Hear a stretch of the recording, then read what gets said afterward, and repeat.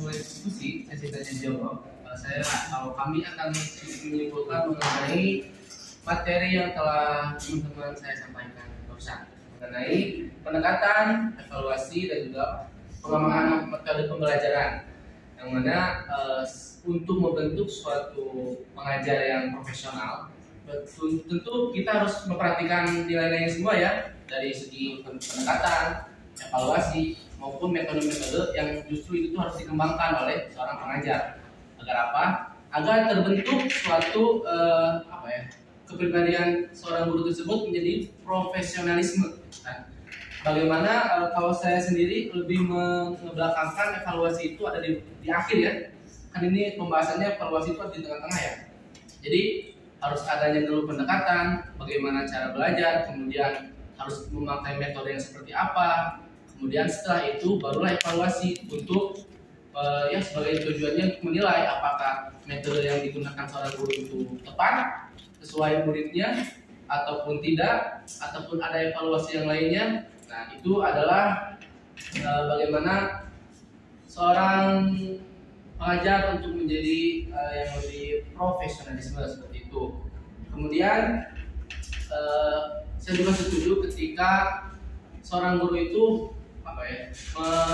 membimbing itu murid-murid itu nggak terlalu banyak ya, agar terkontrol gitu oleh seorang pengajar. Mungkin seperti itu kesimpulan yang dapat kami sampaikan. Kemudian mari kita berdiskusi, ataupun ada teman-teman yang mau bertanya silakan. Kita buka sesi diskusi apa gimana teh? Silakan Moga.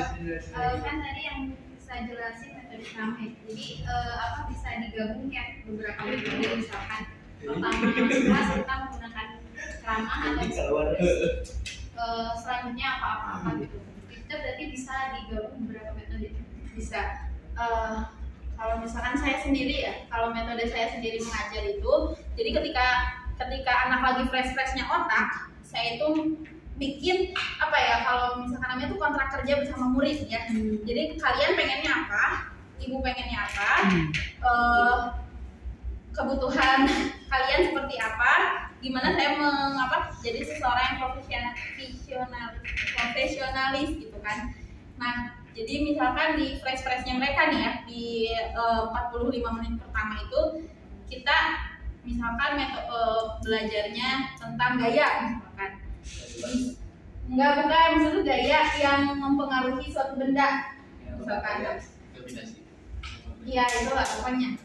Tentang gaya misalkan kita belajar IPA. Nah, terus diawali dengan pertanyaan atau tanya jawab, bisa tuh kayak misalkan, tahu nggak sih gaya teh apa? Kan jawaban anak beda-beda nih. Ada yang bilang itu bu fotoan atau segala macam, kan beda-beda anak-anak tuh. Nah bener, tapi gaya yang di sini tuh ini. Jadi kita sistemnya tanya jawab, terus udah tanya jawab, nanti ceramah.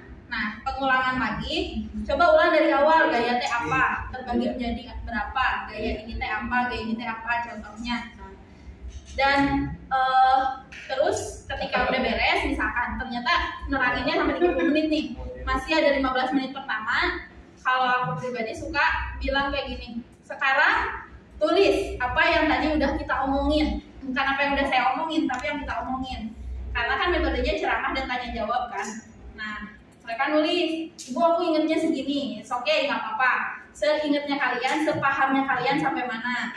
Nah jadi di situ kan dilihat ketika si anak ini memperhatikannya segini, si anak ini begini kan bakal dilihat ya dari si jawaban-jawaban mereka pun. Nah kemudian ketika udah beres nih, pas mereka udah mengerjakan, mereka udah beres dengerin kita, nah nanti si anak boleh kita istirahatin, bu jam kos boleh jam kos. Mereka kalau aku pribadi mereka mau makan, mereka mau main HP, mereka mau main bola di kelas, itu nggak masalah ya, selama tidak ada yang keluar kelas. Nah itu di situ kontrak belajar yang memang penting gitu dari antara murid sama guru, kesepakatan dua arah gitu. Jangan hanya, karena kan pada dasarnya guru itu adalah seorang pembina ya, bukan pengatur gitu, bukan pemimpin. Jadi banyak juga kadang ada guru yang kamu nggak boleh gini, kamu nggak boleh gitu. Tapi coba kamu pengennya apa, kalau kamu pengen kayak gini, ibu pengen kayak gini, kalian ikutin ibu kayak gitu.